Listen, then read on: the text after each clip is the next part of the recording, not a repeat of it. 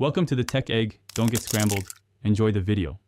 In this video, I will explain how to make pie for the pig and grow a garden.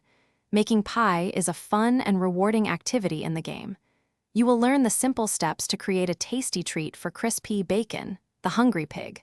We will cover gathering ingredients, using the cooking pot, and earning fantastic rewards. Let's get started on baking some delicious pies.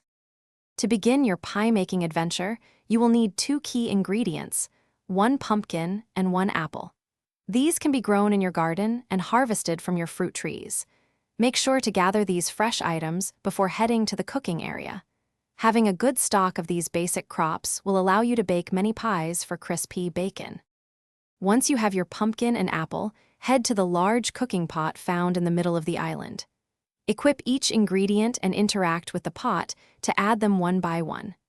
After both the pumpkin and apple are in, simply press the cook button. The pie will take approximately 7 minutes and 52 seconds to bake to perfection. When your pie is ready, retrieve it from the cooking pot. Now it is time to feed crispy bacon.